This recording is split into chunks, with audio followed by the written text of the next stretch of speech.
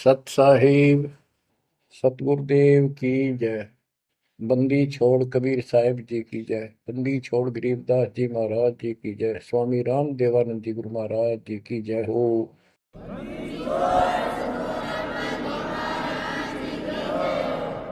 सर्व संतों की जय, सर्व भक्तों की जय, धर्मी पुरुषों की जय।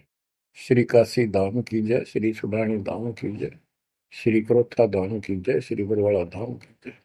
सत साहिब कबीर दंडवतम गोविंद गुरु बंदो अर्जन सोए। पहले भय प्रणाम तिन नमो जुआगे ओए। कबीर गुरु को की जय, दंडवतम कोटि कोटि प्रणाम। कीट न जाने बिरंग को यो गुरु कर है आप समान। बच्चों, मानुष जन्म परमात्मा की कृपा से आपको प्राप्त है।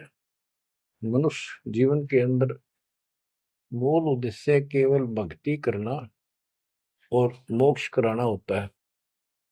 इसके लिए सर्वप्रथम गुरु की आवश्यकता होती है। सर्वप्रथम गुरु की, गुरु पूर्ण हो, तत्व ज्ञान प्राप्त हो और संपूर्ण भक्ति मोक्ष मार्ग यानी सभी मंत्र सत्य हों, फिर भक्त मर्यादित रहे, समर्पित रहे, आसानी से मुक्ति प्राप्त कर सकता है। अब जैसे धर्मदास जी का प्रसंग चल रहा है, तो आप देख रहे हो कितनी अच्छी आत्मा, परमात्मा के चाहने वाली, कति कुर्बान। और जैसा उस अज्ञानी गुरु ने मार्गदर्शन किया, कति अटूट श्रद्धा।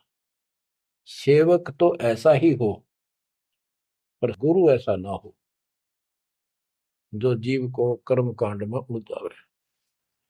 अब इस कथा से आपको अपने आप बहुत कुछ बातें समझ में आएंगी कि आपको कैसे पूर्ण सतगुरु प्राप्त है, अध्यात्म ज्ञान प्राप्त है, संपूर्ण मूल ज्ञान जो आज तक छुपा के रखना था। और अब भी आप नहीं समझ सके उस परम पिता की महिमा को, और इस गंदे लोक के यथार्थता को, तो फिर परमात्मा आपको कौन सी भाषा का प्रयोग करे जिसे तुम समझ सकते हो। लास्ट फिर वही होगा जैसे 600 साल पहले दाता ने आपको पटक दिया था, ठाके झटक दिया था।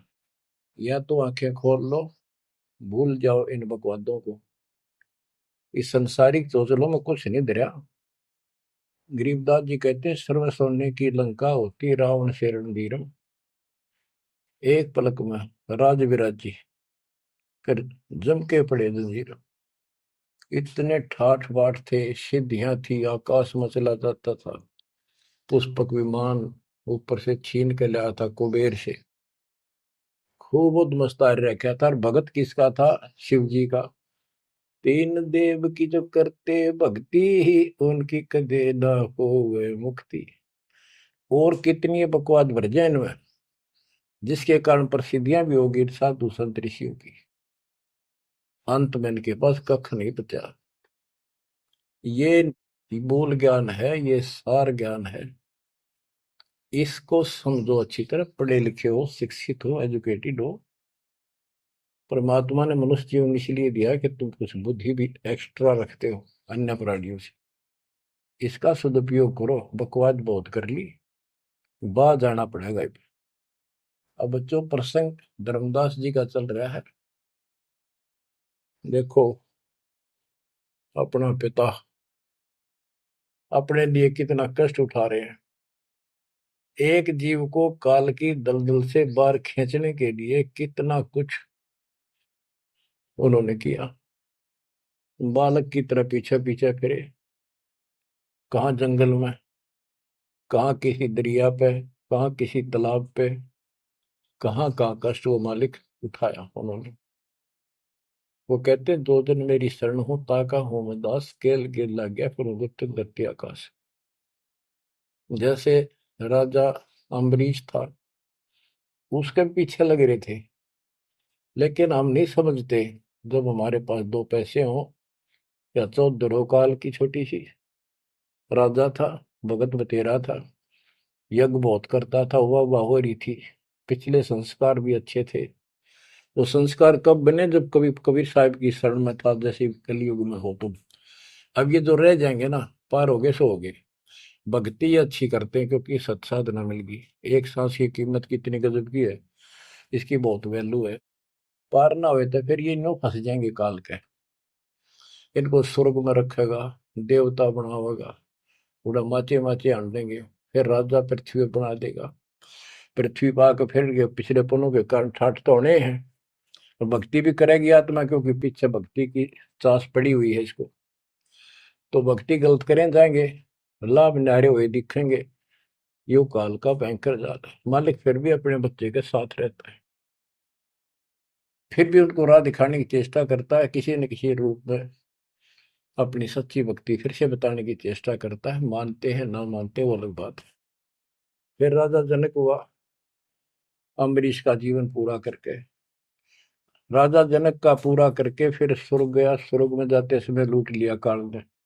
बिना विवेक वेख जो धारा क्षोभ करते सो भी बिना विवेक के नो नाश करते हैं। उड़ा दया भाव दिखा दी, अपने पुण्य दे दिए, और फिर नंगड़ होकर पृथ्वी पर आ गया। सारे पुण्य वहां खत्म कराया, आधे आधे ऊपर स्वर्ग में भोग लिए, और फिर पृथ्वी पर आ गए। पहले राजा था दो जीवनों में, राजा अम्बरीश वाली आत्मा। अम्बरीश राजा, राजा जनक सीता का पिता। और फिर हुई आत्मा बाबा नानक बनी, खुद नौकर लगा के नवाब के यहाँ। जब ये इस स्थिति में आ गया, कति हैंड टू माउथ हो गए, तब दाता फिर मिले अपने बच्चे को। फिर राह दिखाने की चेष्टा की, खूब वाद विवाद किया। ने बोला आंखा देखो तो मानो, आंखा भी दिखाया, जब जाकर माना। बच्चों ऐसे आज आपके साथ खड़े कर दाता देख कहां सिर के होने लग रहा है, यह भी तरह समझ में नहीं आ रही, ये भी तुम नहीं समझ पा रहे। What is this? इसका नाम है कबीर भगवान। इसको कहते हैं सक्षम समर्थ परमात्मा। बच्चों यहाँ देखो, मालिक ने कैसे अपने बच्चों तक संदेश पहुंचाने लग रहे। काल ने जुल्म करने में कसर नहीं छोड़ी, पर यूं भी तो उसका बाप है। और देखो अपने बच्चों को कैसे अमृत छकाने लग रहे हैं। इन क्रियाओं को देखकर ये विश्वास कर लेना चाहिए कि आप समर्थ की शरण में आ चुके हो। द्वार धनी के पड़ा रहे, धक्के धनी के खावे, 100 काल झकझोरी कर द्वार छोड़ जाओ। इब तुम इतना जरूर कर दियो, और कुछ ना बने तो इतना रहियो, मालिक की शरण से दूर मत होना। चाहे दुखी दिखो, चाहे सुखी दिखो, इब के आप सत्य में अगला कदम है बस, नथिंग एल्स। दूसरी बात नहीं है। पर होगा उनका जो मर्यादित रहेंगे, समर्पित रहेंगे, तन मन धन सब तेरा, ये कहने से नहीं, करना होगा। काल जाते आज ले चलो दाता, रखियो अपने चरण में। तो बच्चों फिर जब तक चाहोगे तब तक जीवन दे देगा आपको, जब तक चाहोगे। लेकिन अंत में एक ऐसा आप पर प्रेरणा हो जाएगी आपको, और आप ही कहोगे कि दाता ले चलो, बस बस बहुत होगी। तो कहते हैं जीव है इतना जोखिम नहीं, मरा जब निशंक मरे, परमात्मा कहते हैं। तो ये हमारा मरना नहीं होगा, हम तो मेले से बजावांगे। शरीर छोड़ा कहाँ चढ़ी, पक्षी उड़ा आकाश को चलते कर गया बीट, ये तो वो है। बच्चों प्रसंग धर्मदास जी का चल रहा है। परमात्मा ने धर्मदास जी को पूरी सृष्टि रचना फिर सुनाई, क्योंकि शुरुआत में उसने इसलिए सुनी थी, अपना तर्क मन में अलग रखा था। साथ में आमनी देवी ने भी सुनी, दोनों को विश्वास हुआ।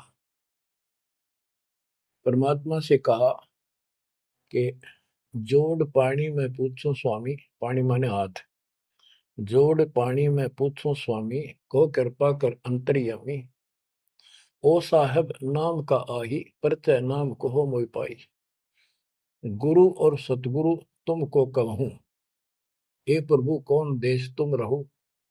परमात्मा बोले, हो धर्मनी जो पूछो मोही, सुनो सुरती धर कहो मतोई, जिंदा नाम है सुन मेरा, जिंदा बेस खोज की तोरा, हम सतगुरु के सेवक आही, सतगुर संग हम सदा रहाई, सतपुरुष व सतगुर आही, सतलोक में वह सदा रहाई। सकल जीव के रक्षक सोई, सतगुर भक्ति काज जीव होई। सतगुर की भक्ति से जीव के सब काम ठीक होंगे। सतगुर सत्य कबीर सो आही, गुप्त प्रगट कोई चिन्ह नाही। सतगुर आज जगत तन धारी, दासा तन दर शब्द पुकारी। काशी रह परख हम पावा, सत नाम उन्मोहि दर डावा। परमात्मा अपने को छुपा के कहते सत परमात्मा तो सतलोक में रहता है और वहां से चलकर आया हुआ है। अब वो सतगुरु सत कबीर काशी में है। वो प्रगट है, गुप्त है। प्रगट का अर्थ है कि सामने बैठा है, गुप्त ऐसे है कि उसको कोई पहचान नहीं पा रहा। सतगुरु आज जगत तन धारी, उस सतगुरु ने, सतपुरुष ने, पूर्ण परमात्मा ने जगत में आके ये कबीर रूप धारण कर रखा है। और काशी रहे पर हम पावा, वो काशी में रहते हैं, हमने उनको पहचान लिया। सत नाम उन्मोहि दर डावा, ये सच्चा नाम, सच्चा ज्ञान, सही विधि उसने मुझे बताई। यम राजा का सब छल चीना, निरख परख यम सो भीना। तीन लोग को काल सतावे, ताको ही ये सब जग ध्यान लगावे। तीन लोग को यू काल परेशान कर रहा है, दुर्गति कर रहा है तीन लोग की, सब प्राणियों की, और उनका ये ध्यान लगावे। ब्रह्मदेव जाको वेद बखाने, सोई है काल कोई मर्म न जाने। जिसको ब्रह्म भगवान के है ना, देवता लोग, गुरु ऋषि, वो वही तो काल है। तिनके सुत अहि तिर देवा, सब जग करे उनकी सेवा। इनकी पूजा करते, ये उसके पुत्र है तीनों। तिरगुण जाल ये जग हुंदाना, जाने ने अवसल पुरुष पुराना। जाकी ई जग भक्ति कराई, अंत काल जीव को सोए दर खाई। जिसकी ये भक्ति करते हैं, काल की, ब्रह्म की, या इनके तीनों पुत्रों की, अंत समय वो इनको खावे। सब जीव सतपुरुष के आही, ये सारे प्राणी उस सतपुरुष कबीर साहब के हैं। यम दे धोखा फांसाता ही, प्रथम भय असुर यमराई। बहुत कष्ट जीवों के लाई, दूसरी काल कला पुन धारा। धर अवतार असुर से हारा, जीवन बहुविध कीन पुकारा। रक्षा कारण बहु करे पुकारा। जीव जाना ये धनी हमारा, दे विश्वास पुनः धर अवतारा। अब क्या ये बताना क्या चाहते हैं परमात्मा? हिरण्यकशिपु, उसको काल ने पैदा किया, उसने उद्मस्तारे भगत को सताया, हाहाकार मची सारी जनता में। तो परमात्मा ने आकर उस राक्षस को मारा, और विष्णु को रूप दिखाना पड़ा, क्योंकि कबीर साहब को जानते नहीं थे। बच्चों, भगत का रक्षक केवल कबीर साहब है। प्रहलाद भगत था, प्रहलाद विष्णु जी का उपासक था। इस भक्ति को यहाँ तक लाने के लिए दाता ने आगा पीछा कुछ नहीं देखा, ना अपनी महिमा की आवश्यकता समझी।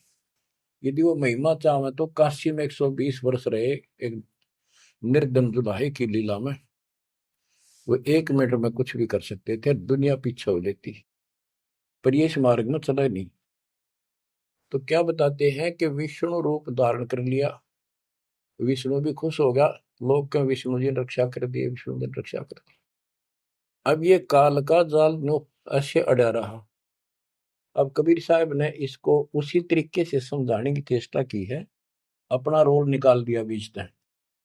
कबीर साहब समझाना चाहते हैं कि एक तरफ तो काल ने राक्षस बनाए, फिर तुम कहते हो विष्णु ने नरसिंह रूप धार करके और हिरण्यकशिपु को मारा, इसलिए विष्णु की महिमा बन गई। अब लोग विष्णु के चिपक गए, इसको भगवान मान कर पूजन लाएंगे।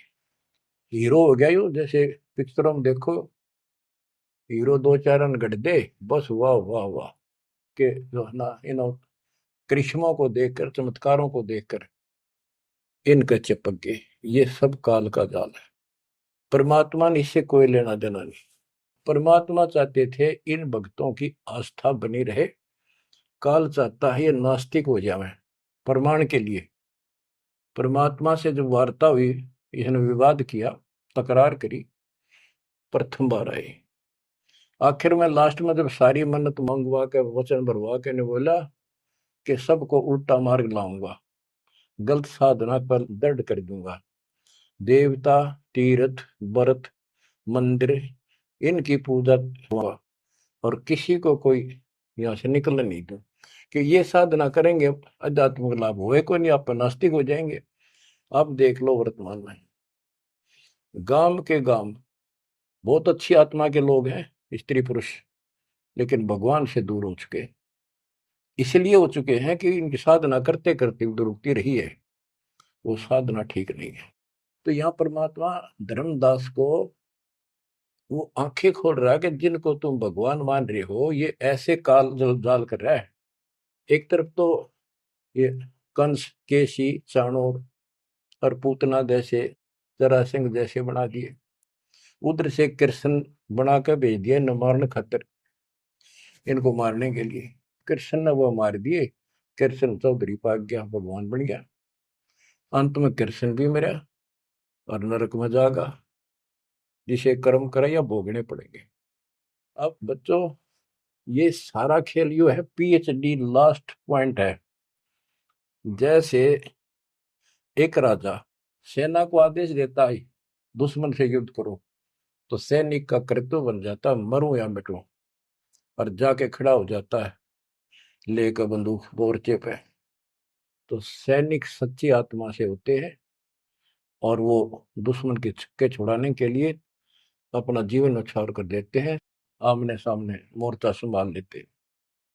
अब वहां पर कुछ इधर से मारे जाते हैं, कुछ उधर से मारे जाते हैं। जैसे अपने भक्त बच्चों को सेना में जाना पड़ता है, लड़ाई भी करनी पड़ेगी, युद्ध के मैदान में उतरना ही पड़ेगा और आमने सामने मोर्चा डांटना पड़ेगा, युद्ध तो करना पड़ा, लेकिन वहां रक्षा कौन करेगा? वहां उन बच्चों की रक्षा कबीर साहब करेगी। इसी प्रकार काल ने रामकृष्ण को भेज दिया इनको मारने के लिए। रामकृष्ण को कोई मौत नहीं था इनको मारने का, इनके साथ खुद मालिक रहे। रामकृष्ण सतगुरु सहजादे भक्ति हेत यूं हुए प्यादे।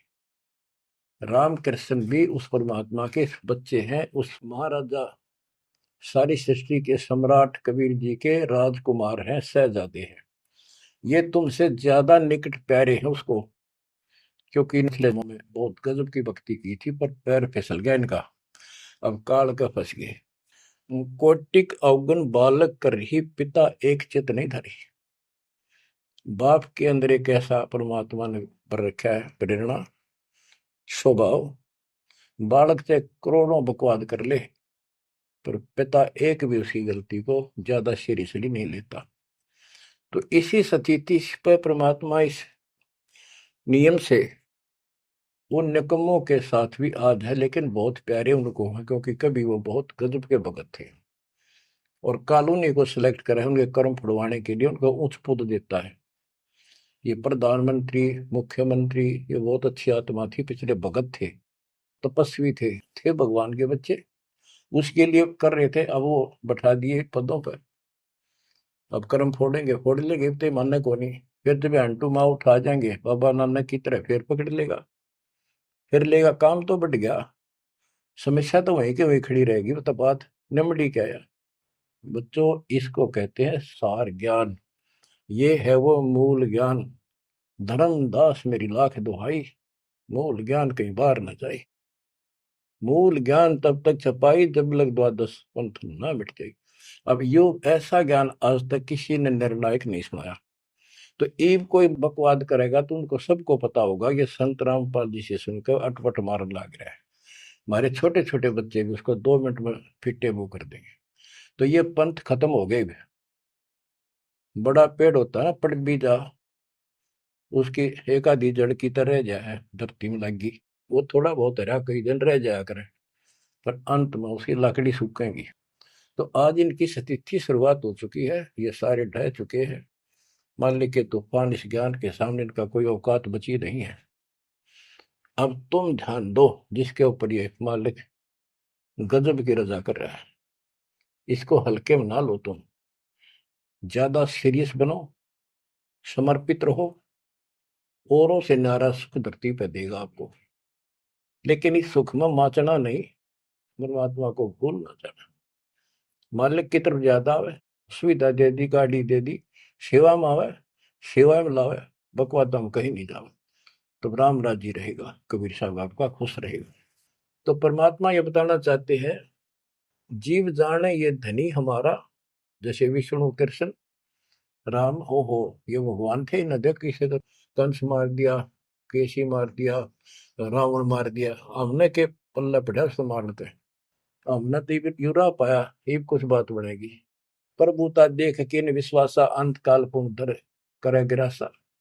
या प्रभुता देख के इनकी राम कृष्ण और के बड़े हीरो थे, अर्जुन कर दिया, लोगों ने इनको भगवान मान दिया, ये बते डपली पिटन लाग रहे हैं।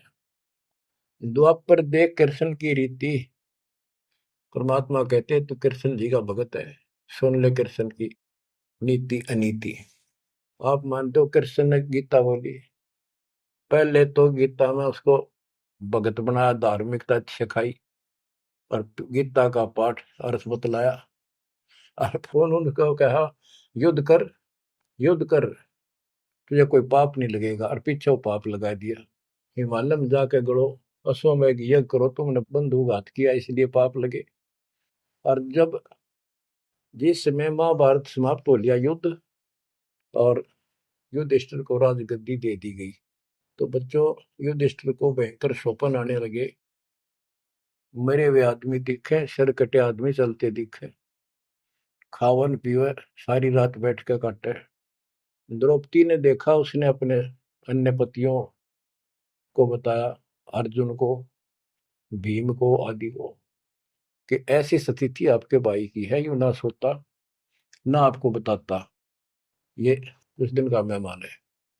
तब सारे चारों भाइयों ने खड़े होकर उनसे प्रार्थना लगाई कि कोई बात बताओ, क्या आप हमें अपने भाई नहीं समझते? कोई कष्ट है, संकट है तो हम आपके साथ हैं, आप अकेले क्यों दुख पा रहे हो? हमें शेयर करो।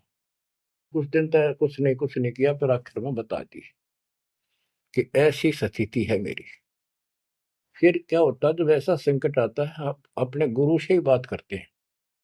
श्री कृष्ण जी के पास गई, श्री कृष्ण जी को सारी स्थिति बताई कि हमारे भाई को ऐसे ऐसे समस्या होगी, कोई समाधान बताओ। तब वो कृष्ण जी कहते हैं कि तुम्हारे को जो युद्ध में तुमने पाप किए, बंधुघात किए, भाई मारे, भतीजे मारे, वो पाप लगा है, और इसके लिए एक अश्वमेध यज्ञ करो, उसकी शर्त बताई थी। अर्जुन उस समय स्तब्ध रह गया कि ये, और कृष्ण उस दिन तो कह था तुम्हें कोई पाप नहीं लगा तो निश्चिंत होकर युद्ध कर ले, मैंने सारे रख, तो तेने मत बनाना है। आज ये पाप कहां से आ गए? विवाद करना इसलिए उचित नहीं समझा कि जब मैंने ये पॉइंट उठा दिया, भाई मेरा इलाज नहीं करा होगा, क्योंकि उसमें करोड़ों रुपए लगने थे उस धर्मयज्ञ के अंदर, और युवती ने सोचेगा भाई खुश नहीं है, मेरा इलाज कराना है, ये मर जाएगा, इतना धर्म कर्म का पक्का है। तो अर्जुन ने अपने सब्र का घूंट पिया, अपने दिल की झाल डटी, और जैसा कहा वैसे यज्ञ करवाई। उस यज्ञ में शर्त थी कि एक पंचायन संघ अलग से रखा जाएगा, कि एक आश्रम सा बना के साफ सुथरी स्वच्छ स्थान पर एक अलग से उसका स्टैंड बना के, और सब महापुरुष देवता पृथ्वी के ऊपर के लोग, स्वर्ग लोग के सारे बुलाओ, और सब पृथ्वी के जीव, ब्रह्मा विष्णु महेश, सबको न्योता दे दिया। 56 करोड़ यादव, 12 करोड़ ब्राह्मण, 88,000 ऋषि, 33 करोड़ देवता, और ये सारे आगे। सबने भोजन खा लिया और शंख नहीं बजा, यानी यज्ञ संपूर्ण हुई नहीं। यज्ञ पूरी ना हुई तो पाप कटे नहीं, वो दुख नो का नो रहेगा। तो इतना खर्च हो चुका, और बात वहीं की हुई, कोई ट्रीटमेंट नहीं। श्री कृष्ण ने भी खाना खा लिया। उस समय युधिष्ठिर ने पूछा, भगवान अब कैसे बात बनेगी, सबने भोजन खा लिया है। तब कृष्ण जी ने बताया, क्या तुमने इधर एक संत है, उसका ये सुदर्शन नाम है, वो एक गुरु भक्त है, उसको निमंत्रण नहीं दिया। भीम की ड्यूटी थी, सेवा थी उस साइड में निमंत्रण बांटने की। भीम से पूछा गया, भीम ने बताया कि मैं गया था पर वो गलत बोला। उसने कहा कि तुम्हारे से तो कसाई भी अच्छा था, तुमने इतने मानस मार दिए। वो विधवा बहन सैनिकों की आज तक टक्कर मार कर रो रही है, तुम बैठ के मौज कर रहे हो। नरक में पड़ोगे जाके, तुम्हारे अन्न खाकर नरक में जाना है क्या मैंने? पहले मुझे ऐसी ऐसी 100 अश्वमेघ यज्ञ का फल दो, तब मैं तुम्हारा टूक तोड़ू। कृष्ण बोला, फिर आपने क्या कहा? मैं क्या कहूँ था जी, उसने फिर कह दिया, बताओ ना मन्ना, ये तेरे बिना कि हमारी यज्ञ अधूरी रह जाएगी, श्री कृष्ण जी हमारे साथ।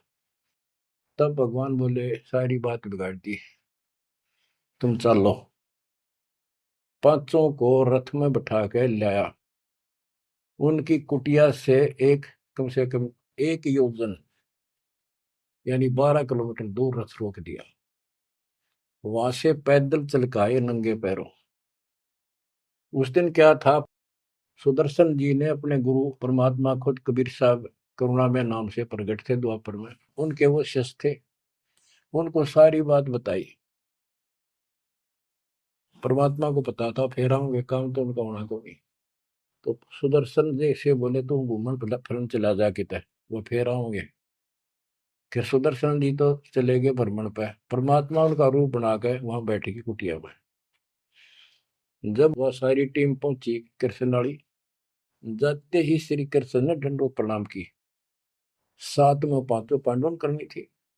फिर कहा, परमात्मा ने पूछा, हे जगदीश, हे 3 लोक के मालिक, यह कैसे आना हुआ गरीब की झोपड़ी पे? तो श्री कृष्ण जी ने कहा, आप जानी जानो, इन्होंने ये पांडव हैं, ये भीम है, ये युधिष्ठिर है, सारी इंट्रोडक्शन कराई। ये आपको निमंत्रण देने आए हैं, इनके यज्ञ में प्रसाद पाओ ताकि इनका कल्याण हो। सुदर्शन जी बोले कि भाई मैंने इस भाई तक कही थी, देखो खड़ा मोटा हा, मेरी बात शर्त पूरी कर दो तो मैं आज तैयार हूँ, नमक को नहीं चलो। तो श्री कृष्ण जी बोले, जी आपकी वाणी है, कबीर संत मंडल पहुंचा लिए, तजमाया अभिमान, जो जो कदम आगे रखे ओ एक समान। ये दाता, हम वहां से चलकर कहाँ से चले थे, आप तो सारे कदम जानते हो, और 12 किलोमीटर तय, 1 योजन तक हम कभी पैदल आए हैं। यहाँ से वहां तक हमारे जितने कदम एक यज्ञ बनाए बताए आप। हे दाता, 100 आप लेखा ला दो, बाकी हमारी जोड़ी में डाल। साधु भूखा भाव का, धन का भूखा ना। ने बोला, भाई चलते हैं। जब पहले भीम आया, डींग मारा था। जब सुदर्शन जी ने ये कहा कि तुमने इतने आदमी मार दिए, ऐसा जुल्म कर दिया, भीम बोला, युद्ध ऐसे नहीं जीता जाता, एक का गदा मारूं था 6 मरे थे। तो परमात्मा ने उसकी फटक निकालनी थी, कुछ परिचय देना था कि इसमें कुछ है। परमात्मा बोले, सुदर्शन रूपधारी कबीर साहब के भीम, पहलवानिया मेरी माला तार के दिए, देख खुट्टी बटंगरी हो गया तारण खातिर, कणछन लाग गया पहलवान, वो माला ना उतरी, वह सुमरनी उतरी नहीं। ने बोला, रे तू एक मारे था, 6 मरे थे पहलवान, या छोटी सी माला नहीं तेरे से उठती। खिसियाना होकर वापस आ गया।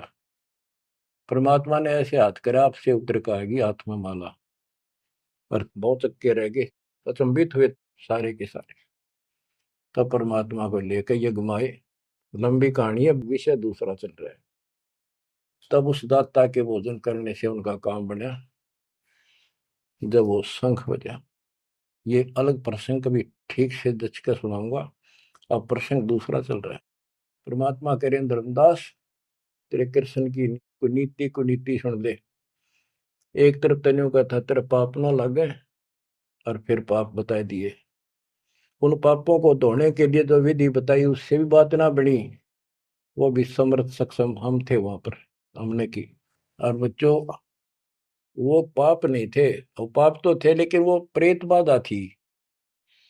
वो जो सैनिक मरे थे, विधवा रो रही थी, वो सैनिक उसने तंग कर रहे थे, प्रेत बने हुए। वह प्रेत बाधा भी कृष्ण तक नहीं ठीक हुई।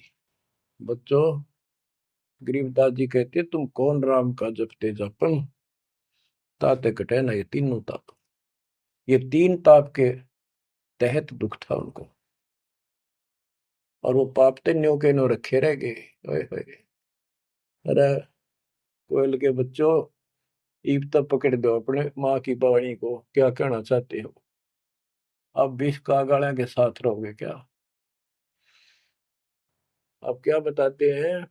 गीता पाठ का अर्थ बतलावा, पुण्य पाछे बहु पाप लगावा, बंधु घात दोष लगावा, पंडों के बहु काल सतावा।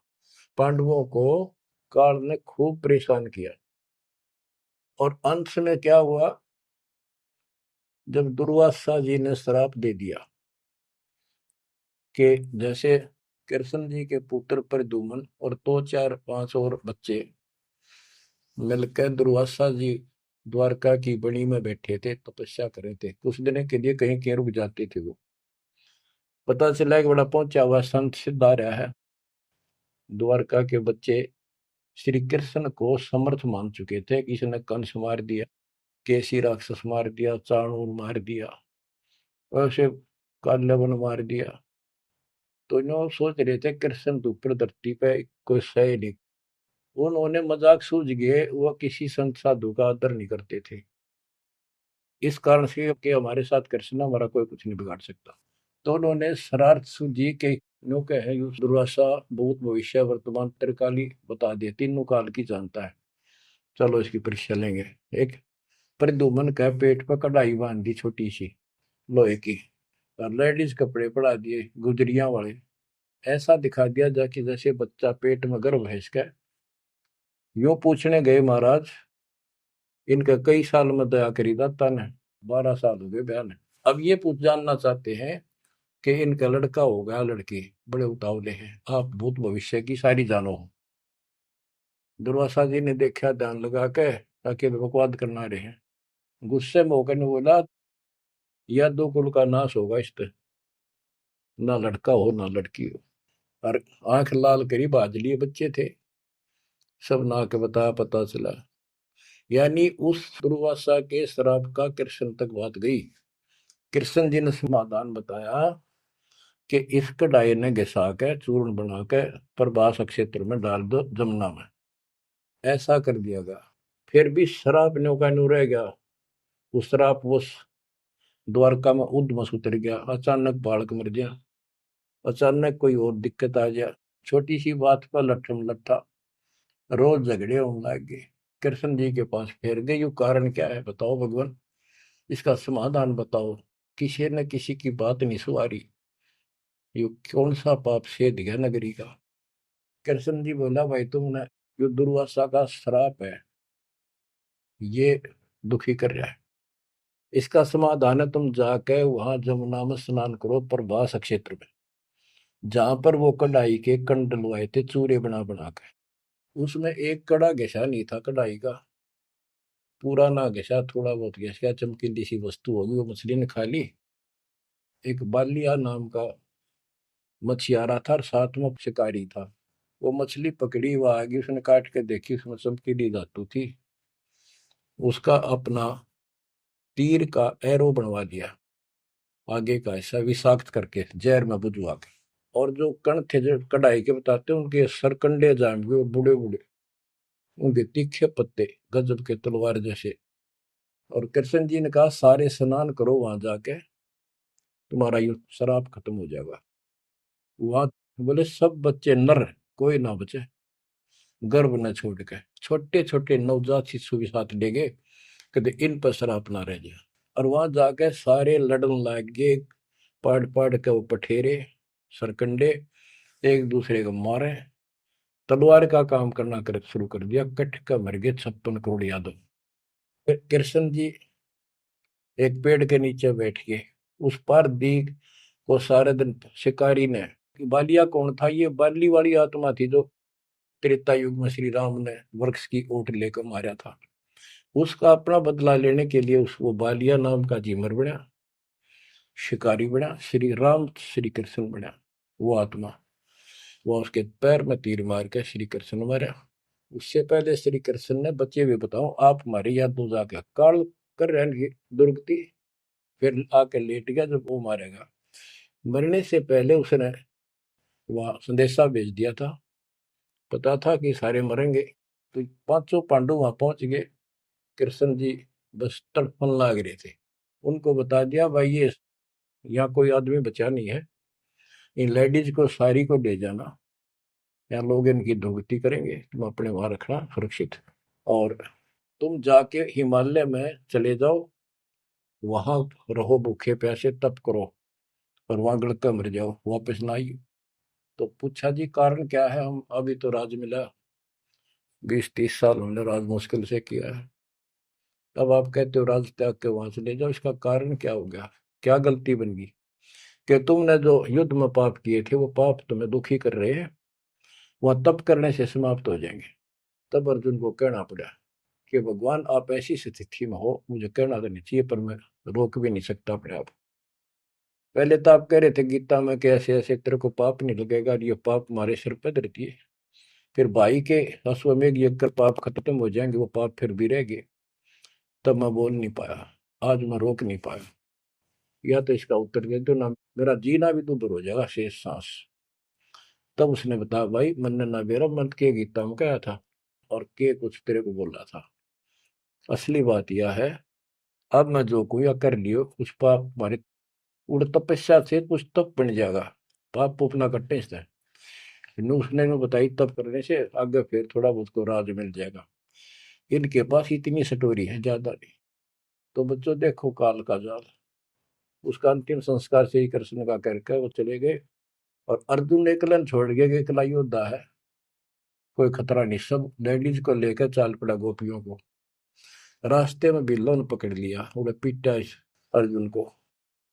गोपियां लूट ले गए, लड़कियां ठा ले गए रामजादे। और इस पर धनुष साथ ले रहा था, जो महाभारत के युद्ध में जो उद्मस्त आ रहा था, वो उठा तक ढीसते।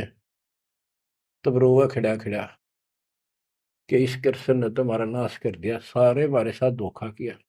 जब नाश कराना था युद्ध में, मानस मरवाने थे आदमी, जब तक ताकत दे दी, अब मैं खड़ा खड़ा पड़ा। गीता भी यही कहती है, बलवानों का बल मैं हूँ, बुद्धिवानों की बुद्धि मैं हूँ। यहाँ परमात्मा कबीर जी बताते हैं युग कृष्ण नहीं, युग काल इनका बाप ये जुल्म करे भाई, इनको पता है नहीं हो क्या रहा है।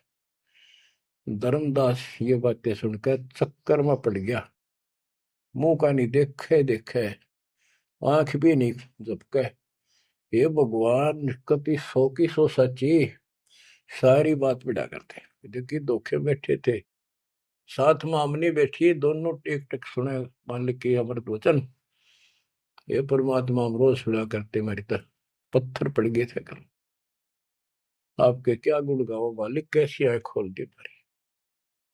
परमात्मा कहते और सुन ले। अब क्या है, हिमालय में चले गए सारे पांडव, और वहां सारे मरते गिर जाते गए। तो कहते हैं जब ये पहुंचे ऊपर, तो युधिष्ठिर बाद में मरा, और तो सारे बर्फ में गड़ गए, बर्फ में पैर गड़ जाते कति। लेकिन युधिष्ठिर का अंगूठा अंगूठा गला, बाकी शरीर जो का तो रहा, मर यूं भी गया। जब ये ऊपर गया, वो पहले जो चले गए थे मर मर के, चारों पांडव और वो उनकी मां कुंती द्रौपदी, वह सारे नरक में ठोक रखे। यो पहले स्वर्ग ले जाएगा, फिर इसको कुछ समय नरक में डालना था, क्योंकि इसने धर्मदास झूठ बोली थी युधिष्ठिर ने। कौन सी झूठ बोली थी? कि अश्वत्थामा मर गया। द्रोणाचार्य गुरु का बेटा अश्वत्थामा था। द्रोणाचार्य इतना सूरवीर था, अगले दिन उसने युद्ध में उतरना था, और कृष्ण जी को पता था, उसने बता दिया था जयो आ गया ना द्रोणाचार्य तुम्हारे सामने, एक नहीं छूटेगा, इतना धनुषधारी है। तो इसका इलाज ये है कि युधिष्ठिर झूठ बोल दे, और की नहीं मानने का। पहले कईयां ने जाके कहा नो कह दो कि इसका बेटा अश्वत्थामा मर गया, तो यो उस पुत्र मोह में इतना पागल हो जाएगा, इस पर हथियार नहीं उठेंगे, और युद्ध तक करेगा पर यू हार जाएगा, मारा जाएगा। तो युधिष्ठिर को सब ने कहा जाके कि अश्वत्थामा मर गया। कईयों ने जाके दूत भेजे गए दूसरी सेना में। तो द्रोणाचार्य बोले मैं विश्वास ना करूं, तुम झूठ बोलते हो। अगर युधिष्ठिर कह देगा तो मैं सच्ची मानूंगा। तो दूसरे क्या तुम मार दियो, तो घेर दिया ठागा, फूक फाक फेंक दिया ठागा मैंने। युधिष्ठिर को तैयार किया गया कि तू यह झूठ बोल। वो मना कर गया कि ना तो दिक्कत हो जाएगी और मैं झूठ नहीं बोल सकता। फिर एक अश्वत्थामा हाथी का नाम था, जैसे पशुओं के नाम रख लेते हैं ऐसे। वो अश्वत्थामा हाथी मार दिया। श्री कृष्ण बोला आप ये कह देना कि अश्वत्थामा मर गया, मंदी आवाज में कह दिए मेरा ना हाथी था, हाथी या मनुष्य। युधिष्ठिर इस बात पर राजी हो गया क्योंकि अगले दिन नाश कर रहा था उसने।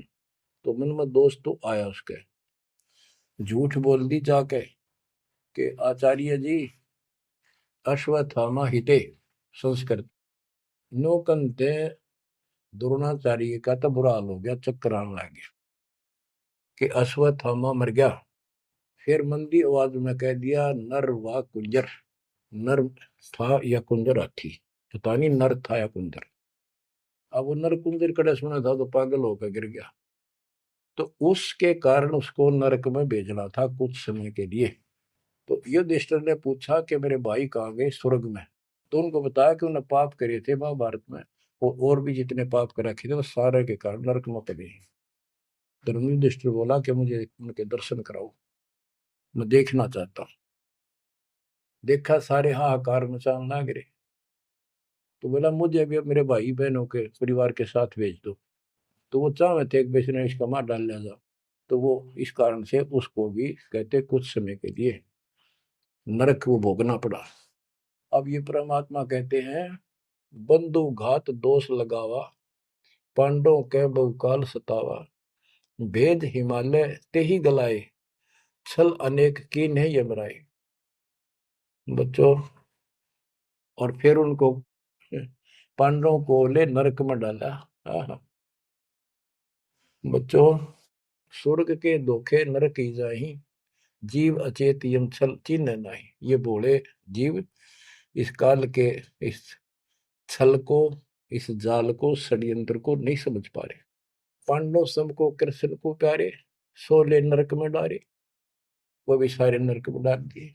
मानुष जन्म बड़ेपन होई, सो मानुष तन जात बिगोई, नाम बिना नहीं छूटे कादू, बार बार ये नरक ही घातू। नरक निवारण नाम जो आही, सुरनर मुनिजन जानत कोई नाही। जो नरक से छुटकारा देने वाला असली नाम है, इतने देवता नहीं जानते, ना ऋषि जानते, ना ब्रह्मा विष्णु महेश जानते। ताते यम फिर भटकावे, नाना योनिन में काल सतावे, बिरले सार शब्द पहचाने, सतगुरु मिले तो सतनाम समाने। इतना कुछ सुनकर धर्मदास कहता हे साहब मैं तो पग सिर धरूं, तुम ते कुछ दुविधा नहीं कर। अब मोई चीन पड़ी यम बाजी, तुम ते भयो मोह मन राजी। अब आपके ऊपर मेरी कति आत्मा डट गई, मेरा मन कति खुश आपके। मेरे हृदय प्रीति अस आई, तुम ते हो गई जीव मुक्ताई। अब मुझे विश्वास हो गया कि मेरा कल्याण आपसे होगा। मुझे लगता है तुम ही सत कबीर हो स्वामी, कृपा करो तुम अंतर्यामी। हे प्रभु देव परवाना मोही, यम तरण तोर भजो मैं तो ही। मोरे नहीं और सो कामा, निस्तिन सुमरो सदगुरु नामा।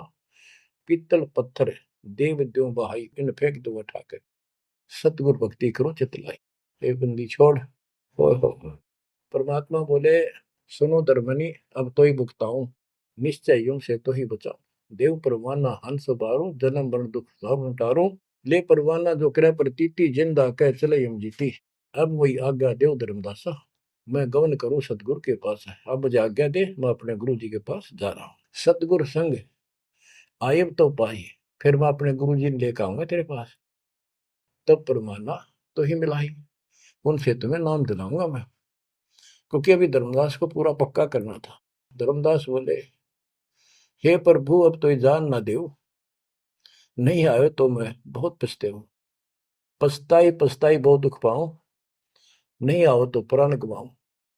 हाथ से रतन खोई कोई डारे, सो मूर्ख निज कान बिगाड़े। ये मैं कैसे छोड़ू, अपने हाथ से रतन कैसे खो दूं। जब नहीं आए तो ना मैं खाऊं ना कुछ पीऊं, मैं मरूंगा। आप जब फिर नहीं आए तो परमात्मा ने कहा चाल पड़े, क्योंकि अभी ताव और बाकी देना था। धर्मदास सामने कति गली में खड़े हो गए, जब तक दिखते रहे आंखों में आंसू भरे रहे, एक टक देखते रहे। बच्चों, परमात्मा आपको मोक्ष दे, सदा सुखी रखे, शेष फिर दृढ़ हो जाओ, तड़प जाओ उस घर जाने के लिए। परमात्मा आपको मोक्ष दे, सदा सुखी रखे, आपको अपने घर की याद बनी रहे, काल का दुख सदा याद रहे। सत्साई।